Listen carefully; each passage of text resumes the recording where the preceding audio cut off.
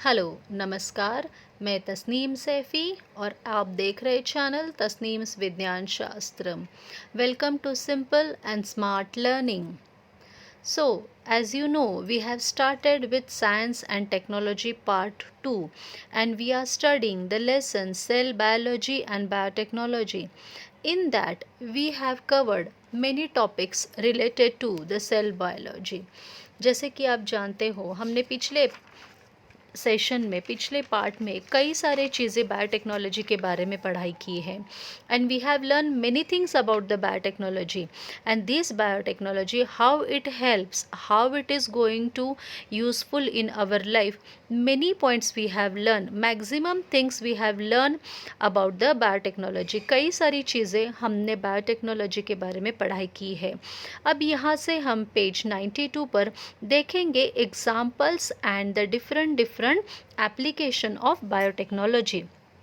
Actually we have covered all this topic before only.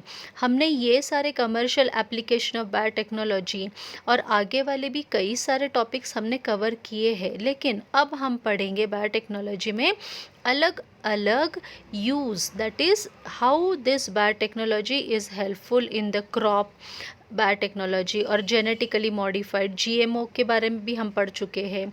But we are taking some samples of the food and animal and we will study.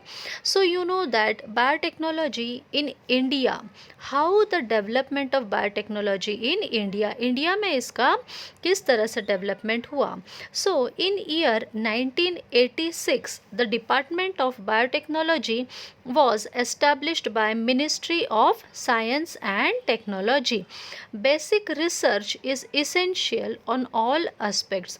सारे basic research करने के बाद modern biology ने ये development tools अपनाए कि देखने के लिए कि to identify, to isolate and manipulate the individual genes, हर जीन्स का अपने तरीके से अलग अलग हिसाब से उसे नया तरीका देने के लिए यूज़ किए गए। इतना ही नहीं, the successful tissue culture pilot plants in India was used in new Delhi and in Pune. सबसे पहले टिश्यू कल्चर के बारे में पुणे और न्यू दिल्ली में भी उन्होंने इसके कई सारे उपक्रम चलाए और इसी तरह से ये नए नए सारी चीज़ें किस तरह से हमारे लाइफ में यूज़ होती है वो देखेंगे। Not only this but green revolution gave a self reliance, white revolution means 80% of milk coming from India, ये सारी चीज़ें भी यहाँ पर अप्लाई की गई है। And various institute in India working under this technology, कई सारे इंस्टीट्यूट इस टेक्नोलॉजी के अंडर काम कर रहे हैं। Which institute you know, national institute of immunology, national facility for animal tissue, cell culture, national centre for cell science. तो बहुत सारे इंस्टीट्यूट अब ये रिसर्च में लगे हैं। There are facilities of higher education and research, और इतना ही नहीं, इन टेक्नोलॉजी की हायर एजुकेशन यानी डिग्री कोर्सेज भी शुरू हो गए हैं ताकि हम अच्छा और बेहतरीन क्रॉप और बेहतरीन लाइफ बना सके। एनिमल्स के लिए इसका यूज़ कर सकते हो। We have seen all this, ये सारा हम पहले देख चुके हैं। So let's have and look towards the next topic, that is the commercial application of biotechnology। किस तरह से commercially ये हमें useful है। So in that we will study about crop biotechnology. Crop जैसे ही आप देखते हो आपको हमारे भारत के हरे हरे खेत खलियान नज़र आते हैं and the beautiful picture come in front of us. तो चलिए देखते हैं। Biotechnology is used in agricultural field to improve yield and variety. For example, cross breeding has been used for centuries to improve crop quality and quantity. Cross breeding करके कई सारे हफ्तों तो नहीं कह सकते, कई सारे सालों से ये क्वालिटी, क्रॉप की क्वालिटी और उसकी क्वांटिटी इम्प्रूव करते हैं। And in that you will see the hybrid seeds and genetically modified crops. ना हाइब्रिड सीड्स और ये सारी चीज़ें स्टेप बाय स्टेप हम पढ़ते हैं। So let's have an look about it. So first we will see crop biotechnology. क्या है ये क्रॉप बायोटेक्नोलॉजी? तो क्रॉप बायोटेक्नोलॉजी में आप देखेंगे कि किस तरह से when the hybrid seeds genes of two different crops are recombined to form hybrid crops, यानी दो क्रॉप्स की जीन्स को मिलाकर एक अच्छा बेहतरीन क्रॉप हमें मिल पाए, ये यहाँ का स्पेशल रिसर्च है। And this is specially use for fruits, ज़्यादातर ये फ्रूट्स, वेजिटेबल्स और फ्लावर्स में किए जाते हैं। Not only this, genetically modified crops these are also involve, यानी डेवलप्ड विथ डिजायर्ड कैरेक्टर्स, कई सारे कैरेक्टर्स और हाई यील्ड वैरायटी HYV जो लास्ट ईयर आप पढ़ चुके हो।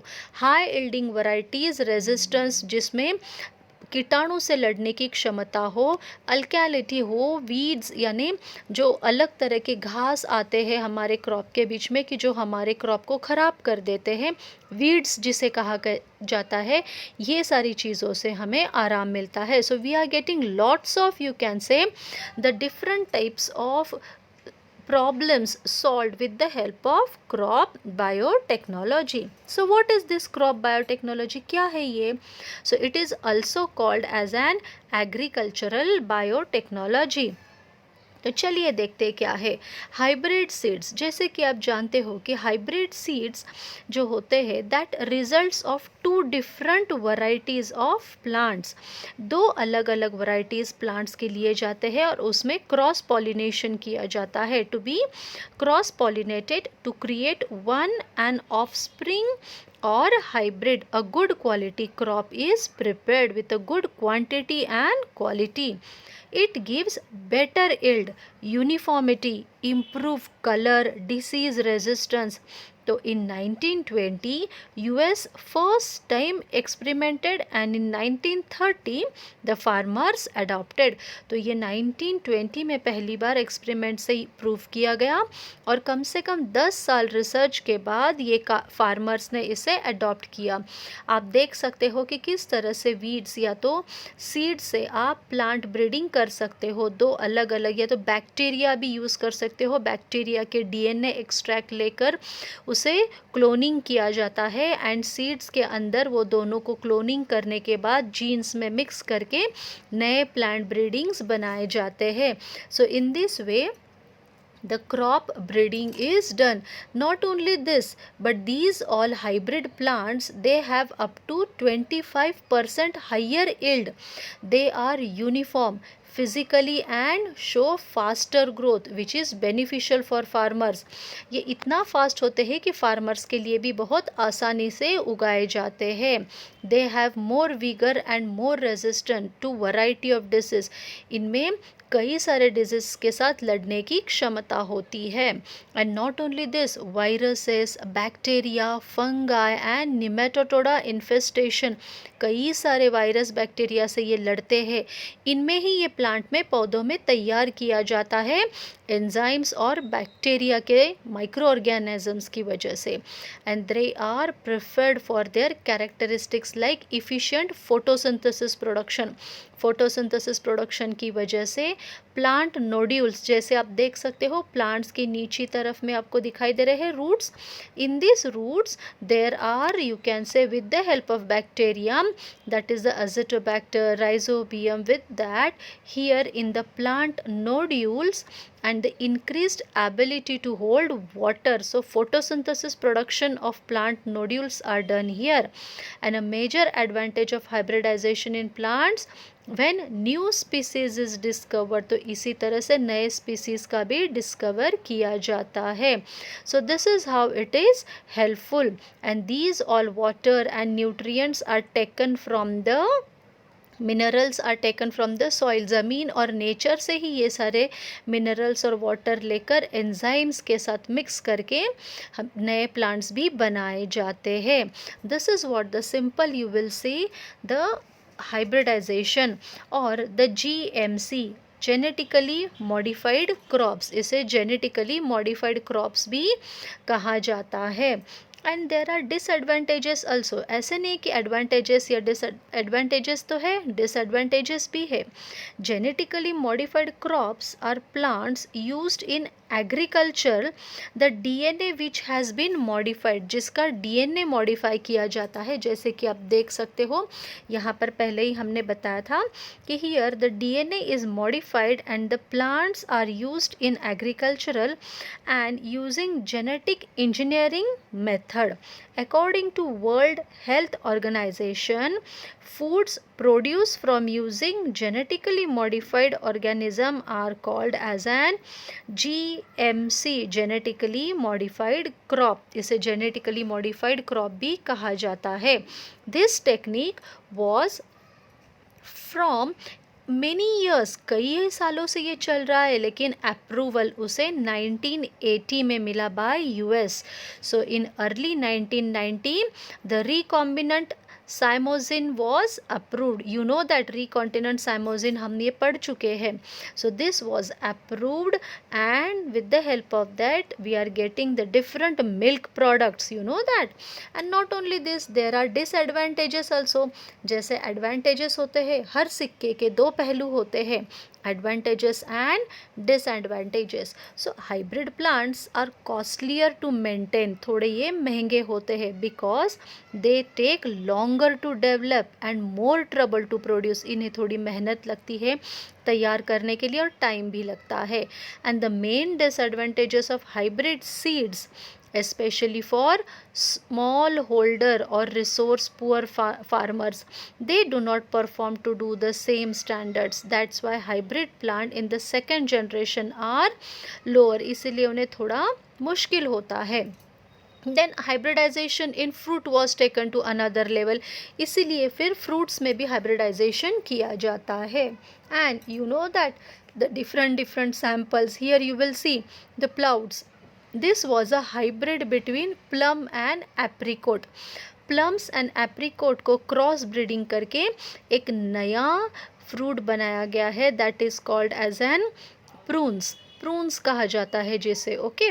देन टैंजेलो क्या है कि a hybrid between tangerines and grapefruit. Tangerines और ग्रेप फ्रूट को बनाकर बनता है नया, that is the tangelo. Then tayberry जैसे अब ब्लूबेरी होता है, स्ट्रॉबेरी होता है, वैसे ही ट्रेबेरी को क्या करते हैं, ब्लैकबेरी और रास्पबेरी दोनों को, जो ठंडी जगह पर मिलते हैं, ब्लैकबेरी और रास्पबेरी को दोनों के बीच में क्रॉस हाइब्रिड करके उन्हें क्रॉस ब्रीडिंग करके उन्हें हाइब्रिड टेबेरी नाम के फ्रूट्स बनाए जाते हैं. देन रैबेज में कैबेज एंड रेडिश, कैबेज यानी पत्ता गोभी एंड रेडिश यानी आप जानते हो कि मूली जिसे कहते हैं, तो इन दोनों को इकट्ठा इनकी क्रॉस ब्रीडिंग करके रैबेज नामक नया वेजिटेबल या फ्रूट कह सकते हो बनाते हैं. So this is what the important part of seeds hybridization और genetically modified crops. So these are the genetically modified crops. Few example, कुछ और एग्जाम्पल देखते हैं. papaya. Here you will see the papaya are 3 different views. आपको 3 picture दिखाई दे रहे हैं. And the papaya was modified to resist the ring spot virus sun up नामक या that is the ring spot virus जो होता है उससे बचने के लिए पपैया का मॉडिफिकेशन किया गया है. और कई सारे बीज होते हैं तो उसमें भी थोड़ी बहुत कमी कर दी गई है.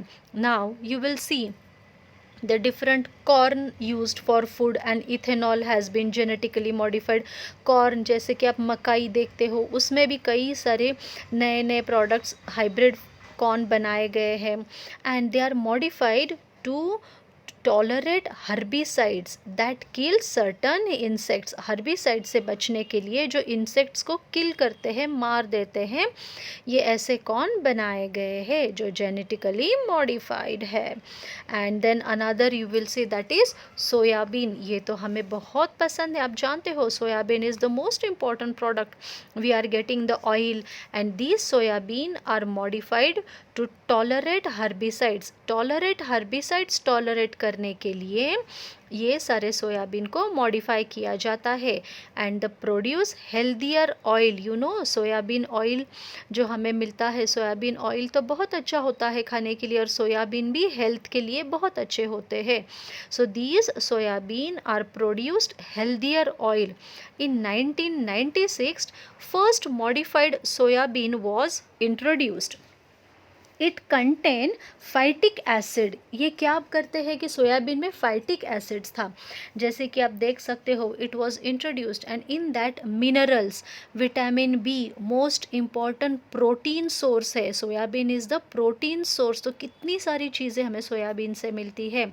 It also helpful in atmospheric nitrogen fixation. इतना ही नहीं, तो हमारे सराउंडिंग में नाइट्रोजन फिक्सेशन के भी काम आता है ये सोयाबीन और इसका पौधा। So see how helpful, that's why this soybean is taken for genetically modified crop. In this way it is helpful. And मकई के बारे में तो मैंने अभी आपको बताया कि how the corn used for food, किस तरह से ये कॉर्न मकई का यूज़ लेकर इथेनॉल के साथ इसे जेनेटिकली मॉडिफाइड करके नया herbicides to tolerate herbicides tolerate के लिए इसे बनाया जाता है। Now let's have and look towards the page number 92, our next crop that is BT cotton. क्या है ये BT cotton? That is, a gene had been isolated from bacterium Bacillus thuringiensis and integrated with gene of cotton। ये gene cotton के gene से ही बनाया गया है। और BT यानी Bacillus thuringiensis नाम से BT कहा गया है। डिस्कवर्ड बाय इशुवतरी इन 1901 में से बनाया गया है। कई समस्याएं आती है, एनवायरमेंटल समस्या, कई बार हमें सूखा पड़ जाता है, कई बारिश होती है, कई ठंड होती है। Continuous there is changes in the climate, insects, different types of insects, pesticides, fungicides are used and not only that but सबसे निजात पाने के लिए इन सब चीज़ों से तकलीफ होती है and crops it gives a dangerous effect. So for that to stay, इन सब प्रॉब्लम से बचने के लिए बीटी कॉटन का निजात की, बीटी कॉटन को नया बनाया गया by genetically modified crop. And not only this, BT cotton का प्रयोग किया गया। So this BT cotton what it is, क्या है ये BT cotton? So genetically modified variety of cotton that produce an insecticides, यानी इस तरह से इसे जेनेटिकली मॉडिफाई करके बनाया गया बैक्टीरिया से लेकर, जो बीटी नामक बैक्टीरिया है बैसिलस थुरिंजिनेसिस, जिसके अंदर प्रोटीन होता है and which makes protein which is poisonous to many insect. ये प्रोटीन इंसेक्ट्स के लिए हानिकारक होता है और ये कॉटन में डालकर जो इंसेक्ट्स इन्हें नष्ट करते हैं उन्हें मारने के लिए ये कॉटन में बनाया जाता है। So this is how the effect of what is BT cotton. Let's have an video, देखते हैं क्या है ये, एक छोटा सा वीडियो।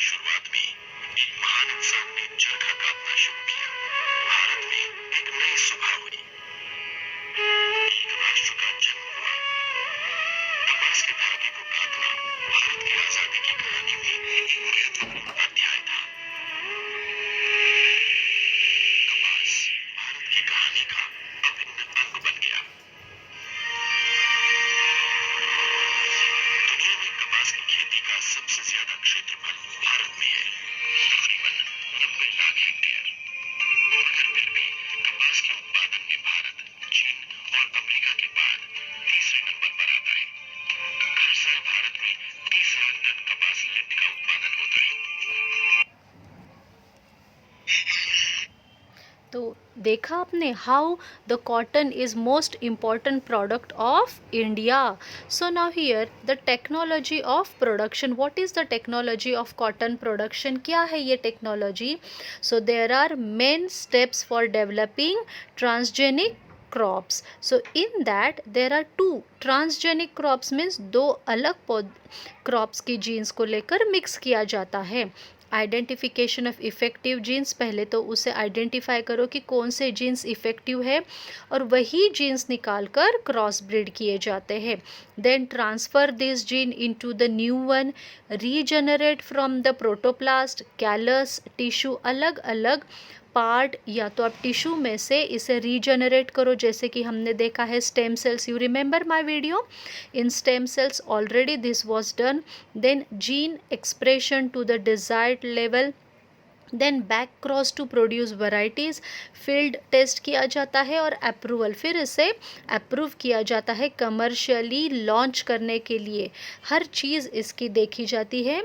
और what it is the advantages, इसके एडवांटेजेस क्या है? You know, yield superiority, the best product we are getting, good quality product we are getting, and the products, if it is good, we will get more profit, and it is using the less need of pesticides because this plant itself contain the antigen in such a way that they kill the insects. so pesticides की ज़रूरत ही नहीं होती क्योंकि इस plant में inbuilt ऐसा protein बनाया जाता है कि जो इंसेक्ट्स और पेस्ट को खुद ही नष्ट कर देता है और किसी को हानिकारक भी नहीं है. इसकी वजह से यहाँ पर पेस्टिसाइड्स, फंगाइसाइड्स ऐसे वाले केमिकल्स कम लगते हैं. And it gives the better quality and suitability for early sowing, और ये जल्दी आते हैं और ईजीली क्रॉप कल्टिवेशन किया जाता है. So this is how this is helpful for the BT cotton. And the disadvantages, see, every coin is having two faces, हर सिक्के के दो चेहरे होते हैं. so this disadvantages, higher cost of seeds, higher fertilizer and irrigation cost and higher harvest. देखिए, अगर आपको अच्छी क्वालिटी, बेहतरीन क्रॉप और बेहतरीन रिजल्ट चाहिए तो कुछ तो आपको देना पड़ेगा. So this is higher cost, इसीलिए थोड़ा महंगा होता है, लेकिन ठीक है, ज़िंदगी से बढ़कर कुछ नहीं. So for that you can bear. And higher fertilizers, अच्छे फर्टिलाइज़र्स इसे यूज़ करने के बाद ये क्रॉप बनते हैं. So this I have taken example for you, that is BT cotton. No, BT cotton in India. India में इसका महत्व, जैसे कि अभी आपने वीडियो में देखा कि कितना हमारा देश उस कॉटन पे, कितने रोज़गार, कितनी फैमिलीज़, कितने लोग इस पर निर्भर है. So India is the largest cotton producer and consumer country. In 2002, BT cotton was introduced in India and India has the largest hectare of cotton. जैसे कि अभी आपने देखा कि 1/3 of total cotton was planted in the world. In this way, the BT cotton is helpful in India. Now let's see how this BT, that is bacteria, is helpful. किस तरह से ये bacteria use होता है BT cotton बनने के लिए. Let's have a look.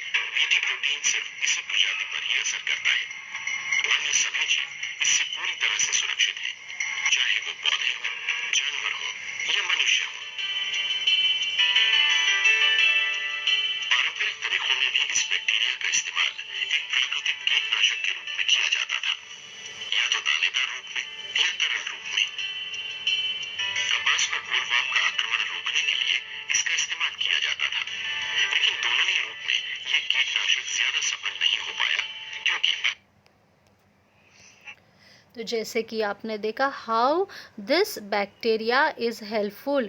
You will see that this bacteria, that is the gene is removed from the bacteria, that is BT, that is the BT protein. Genes निकाल कर ये bacteria के BT cotton के plant में डाले जाते हैं और दिस बीटी प्रोटीन इंसर्टेड, ये जो रेडिश कलर और ग्रीन कलर, ये रेडिश कलर बीटी प्रोटीन समझ लो कि निकाला गया है एंड फ्रॉम दिस बैक्टीरिया ये पत्तों के अंदर हरे हरे जो यहाँ पर दिखाई देते उसमें मिक्स हो जाते हैं, and now plants are having capacity to fight against insect. In this way they fight against insect. And कई जांच करने के बाद, कई सारी चीज़ें देखने के बाद, हर जानवरों पर, इंसान पर सब कुछ तसल्ली करने के बाद BT technology was introduced and it is utilized all over the world. In this way BT technology is safe and good for the cotton crop yielding. So this is what the simple story about the BT cotton. Now let's have another example, that is the rice. You know that the golden rice आप जानते हो कि ये देखकर ही आपको पता चल जाता है हल्दी जैसा हल्का सा पीला रंग होता है, जो वाइट राइस के मुकाबले थोड़ा येलोइश होता है. So this golden rice was engineered from normal rice in 1990 to improve human health. इंसानी हेल्थ को ध्यान रखकर 1990 में नॉर्मल राइस से ही इसे बनाया गया है. So golden rice was created by simple transferring rice with 2 beta carotene biosynthesis genes. 2 तरह के जीन्स जो बायोसिंथेसिस जीन्स है उससे बनाए जाते हैं. बीटा कैरोटीन नामक जो बायोसिंथेसिस जीन्स होते हैं, it is modified to counter vitamin A deficiency. आप जानते हो इसे किस लिए यूज़ किया जाता है? Specially vitamin A deficiency are seen in many countries. कई कंट्री में विटामिन ए डिफिशियंसी होती है, and there are many children of malnutrition, that is कुपोषण के कई बच्चे और कई लोग होते हैं. तो इस कुपोषण से बचने के लिए आँखों की मुश्किल यानी अंधापन, it gives the vitamin A deficiency give the blindness, आँखों का अंधापन हमें देता है. सो इन सारी बीमारियों से बचने के लिए it contains extra gene. You know that in that from maize and bacterial origin. So ये कैसे 2 चीज़ों से बनाया जाता है? मकाई, मेज़, वहाँ से थोड़ा सा सैम्पल जीन्स लेते हैं, and bacteria origin from production of provitamin, से इससे provitamin A that is beta carotene बनाया जाता है. And through this beta carotene you will see that the beta carotene it gives yellow orange color, so the name is given golden rice. ये yellow orange colour देते हैं और ये golden rice से पहचाने जाते हैं. Once it is observed in body then this provitamin A converted into vitamin A. तो ये जो 2 चीज़ें मेज़ और बैक्टीरियल ओरिजिन जीन्स में से निकालकर प्रोविटामिन ए बीटा कैरोटीन बनाकर ये जो बनते हैं येलो ऑरेंज, इसे गोल्डन राइस कहा जाता है. इसमें प्रोविटामिन जब इस पौधे में जाकर विटामिन ए हमारे शरीर में जाकर ये कन्वर्ट करता है, तो इस तरह से विटामिन की कमतरता दूर होती है. And it can grown same like other normal rice, दूसरे राइस के जैसे भी इन्हें बनाया जा सकता है. There is no change in cost and cultivation. इसमें कोई महंगाई नहीं है और कोई चेंज नहीं है क्रॉप कल्टीवेशन के लिए, और इससे कोई हानिकारक नहीं है. यू नो दैट चावल पर गुजारा करने वाले 26 देशों के 40 करोड़ से ज़्यादा लोगों में विटामिन ए की कमी पाई जाती है, और जिसकी वजह से हर साल 5 लाख बच्चे रंदोती या अंधेपन, दैट इज़ आप कह सकते हो माल न्यूट्रिशन, और इवन यू कैन से कुपोषण के शिकार होते हैं. और इस वजह से 10 लाख बच्चे मर जाते हैं. तो सोचो ये कितना मुश्किल वक्त है सबके लिए. So that's why such type of genetically modified crops are useful. इस तरह से ये यूज़फुल होते हैं जेनेटिकली मॉडिफाइड क्रॉप कई जगह पर. And you know that not only this but this vitamin A there are 2 types. 2 तरह के विटामिन ए के प्रकार होते हैं.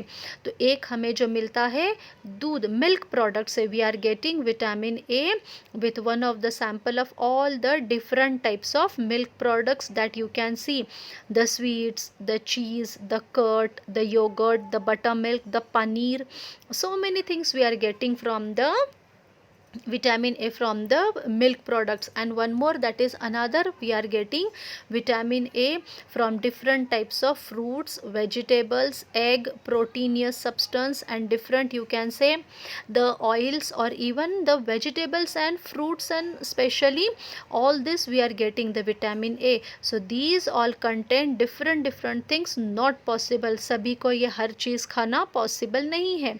So that's why the golden rice is prepared, and this golden rice, you know that how it is prepared, that is specifically daffodil पौधे से jeans का clone किया जाता है. और एक इसमें होता है, ये विटामिन किस तरह से बनाते हैं, डैफोडिल पौधे होते हैं ना, सो डैफोडिल पौधे से जीन का क्लोन किया जाता है, and we are getting 2 types of vitamin A which are found in this various product. In this way, because of vitamin A deficiency, many children are getting affected. So to save all them, the golden rice is created, and it is a great achievement of biotechnology about the golden rice. Now next page, that is page 93. सो अगर ये सारी चीज़ें हम बना रहे हैं तो fertilisers क्यों नहीं, वाई नॉट फर्टिलाइज़र्स? क्योंकि हर बार chemical fertilizers use करना is not at all good. Every time using the chemical fertilizers, it is harmful to the human health, because chemicals are not at all good. It gives negative effect in our health and our metabolic activity. So for that, the biotechnology, they thought, research centers, ki use of biofertilizer is the best use. For that, biofertilizers are found. These biofertilizers, you will see what it is, kya hai ye. So the biofertilizers, due to which the chemical fertilizer, the nitrogen fixation and the phosphate solubilization of the plants, ये सारी चीज़ें change की गई. And you no, mainly the bacteria, अलग अलग bacteria जैसे कि rhizobium, Azotobacter, इन सारे बैक्टीरिया से और प्लांट से ये यूज़ किया जाता है bio fertilizer. In many years we have studied the tissue culture. So genetic improvement of plants has become possible due to tissue culture. So you know, azotobacter are free living non-symbiotic and nitrogen fixing bacteria that can increase yield up to 50%. So in this way, naturally this biofertilizers use करके हम crop cultivation अच्छे तरीके से कर सकते हैं. Now here it has been use of insecticides, fungicides. You see that most of the insecticides, fungicides, pesticides are used to increase the productivity. ये सारी चीज़ें यूज़ करके हमारे शरीर को हानिकारक होते हैं. तो फॉर दैट, टू सेव, इन सब चीज़ों से बचने के लिए बायो फर्टिलाइज़र्स का यूज़ किया गया है. You know that the bio organic manure means the bio fertilizer in plant for the growth of plant. अच्छे पौधे आने के लिए, प्लांट अच्छे ग्रो होने के लिए बायो फर्टिलाइज़र्स यूज़ किया जाता है. You know that in the plant's nodule, azotobacters are there, and with the help of this bacteria, the different bacteria, they combine together in the root nodules, and this they enter through the root hair, and they helpful for the, you can say, biofertilizer. In this way they are helping naturally. So there are different types of, you can say, biofertilizer process. कई तरह के fertilizer process है. Now not only this, biofertilizers is also used for the improvement of soil fertility.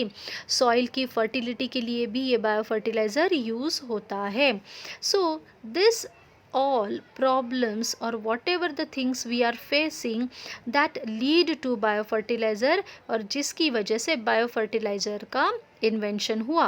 This biofertilizer contain live और latent cell of efficient strains of phosphate nitrogen fixing microorganism used for seeds and oil. They play important role in improving soil fertility. तो ये सारी चीज़ें जब mix की जाती है biofertiliser के साथ, तो ये क्या होता है कि प्लांट्स की साथ साथ सॉइल की फर्टिलिटी भी इम्प्रूव होती है.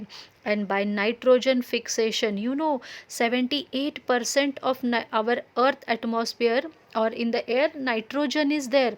So this nitrogen should remain as it is. So for that, nitrogen fixation is there. So for this also, biofertilizer is most useful. Now they promote root to growth by producing hormones and anti metabolism. तो ये roots में आप देख सकते हो कि ये सबसे इम्पॉर्टेंट रोल प्ले करते हैं for the fertility as well as this root they grow by producing hormones. तो ये रूट्स ग्रो होते हैं और इससे हार्मोन्स बनते हैं और एंटी मेटाबॉलिज्म के लिए ये यूज़ होता है. So micro organisms like bacteria, fungi, blue green algae, these all are used as a biofertilizer. There are different types of biofertilizer. So you will see the bacterial biofertilizer, fungal, algae, aquatic ferns, ये सारी पानी में मिलने वाले पौधे, अलग अलग तरह के बैक्टीरियाज, अलगीज, फंगस, इससे भी ये बनते हैं. So biofertilizer are micro organisms that help plants to grow by increasing the quantity of nutrients. तो इतना ही नहीं, ये बायोफर्टिलाइजर्स माइक्रो ऑर्गेनिजम्स के साथ हेल्प लेकर प्लांट्स को अच्छी तरह से ग्रो करते हैं and they increase the nutrient value. इसकी न्यूट्रिएंट वैल्यू भी बढ़ाते हैं. So you will see different types of biofertilizer, rhizobium, azotobacter, azospirillum, PS, ये सारे ऑर्गेनिजम्स है, fungus, bacteria. And down you will see azolla, cyanobacteria, VAM fungi. So how this is helpful, we can't imagine, हम सोच भी नहीं सकते कि ये हमें नेचुरल फर्टिलाइजर्स देते हैं. Now these biofertilizers application method, how they are used? So they are used by 3 ways, that is nitrogen fixing and PSM bacteria. So what it is? Seed treatment. Just now we have seen, हमने देखा ना seed से कैसे hybrid seed से बनाए जाते हैं नए पौधे, तो उसमें ये यूज़ होता है सीड ट्रीटमेंट में. In that the rhizobium, azotobacter, azospirillum are used with the PSM. Then root digging, azospirillum के साथ भी ये रूट के अंदर यूज़ होता है, रूट के अंदर से इसका यूज़ किया जाता है. And soil application. So different types of applications are there. ना हर चीज़ अगर है तो प्रिकॉशंस तो लेना ज़रूरी है. So we have to take the precaution. Store biofertilizer packets in cool and dry place away from direct sunlight and heat. Use right combination of biofertilizer. ऐसे नहीं कि चलो फर्टिलाइज़र है, अच्छा है, बहुत अच्छे न्यूट्रिएंट्स, अच्छी क्वालिटी, अच्छी क्वांटिटी हमें मिलती है तो बहुत सारा डालो ना. हर चीज़ की एक सीमा होती है. सो each one is having a proper proportion. So use in a proper proportion. जितनी मात्रा चाहिए उतना ही यूज़ कीजिए. So rhizobium is crop specific and it is use so in specified crops only. ऐसे नहीं कि हर क्रॉप में यूज़ हो, जिसकी जहाँ ज़रूरत है वही यूज़ किया जाता है. and do not mix with chemical. So these such biofertilizers don't use with any chemicals. So it is good for overall. So use the packet before expiry. ये तो हम जानते हैं, कोई भी चीज़ अगर हम मार्केट से ख़रीदते हैं तो एक्सपायरी डेट देख कर ही लेते हैं. सो बायोफर्टिलाइज़र पैकेट्स भी आप एक्सपायरी डेट देख कर ही लेना होता है. Only on the specified crop, सिर्फ लिमिटेड क्रॉप्स के लिए. ऐसे नहीं कि कॉटन क्रॉप के बायोफर्टिलाइज़र्स आप कहीं और यूज़ कर रहे हो, ऐसे नहीं होता है. हर क्रॉप के अपने अपने अलग अलग इंग्रेडिएंट्स वाले बायोफर्टिलाइज़र्स होते हैं. By the recommended method means किसी ने हेड एग्रीकल्चरल रिसर्च सेंटर ने रिकमेंड किया है वही यूज़ करना होता है. So in this way the biofertilizers are helpful. You will see to improve soil structure and health status. Soil structure को हेल्प करने के लिए, फिर माइक्रोबियल लाइट यूज़ करने के लिए, many things are there, then to retain the moisture lack nutrients, many thing, it do not leave negative effect like chemicals. और ये निगेटिव इफेक्ट्स भी नहीं छोड़ते, जैसे केमिकल्स निगेटिव इफेक्ट छोड़ते हमारी लाइफ में, उससे कई बीमारियां होती है, यहाँ तक कि सॉइल फर्टिलिटी भी कम हो जाती है। But these biofertilizers, they are always helpful, and use of biofertilizers could be proper option for crops. So ये बेहतरीन option है crops के लिए. And you know one more example of this biofertilizer, some राइजोबैक्टीरियम्स, देखो कैसे होते हैं rhizobacteriums. So you will see root nodules, ये जो छोटे छोटे आप सर्कल्स देख रहे हैं ये रूट नोड्यूल्स है, ये रूट्स नीचे जड़ों में होते हैं और उसी को मिट्टी के साथ ज़मीन में से ग्रीन कलर वाले आप देख सकते हो रॉड शेप सर्कल किया है rhizobium. These bacteria, they get attached, and these rhizobium bacteria have ability to take atmospheric nitrogen. ये atmospheric nitrogen अपने आप में लेते हैं and they convert into soluble form, और उसे convert करके plants की growth में use करते हैं। And these bacteria live in the roots of leguminous plants. तो ये bacteria वो convert किया हुआ नाइट्रोजन रूट्स के ज़रा प्लांट्स में छोड़ देते हैं और ये प्लांट्स उसे लेकर पानी, मिट्टी, मिनरल्स के साथ ग्रो होते हैं। In this way the rhizobium is helpful.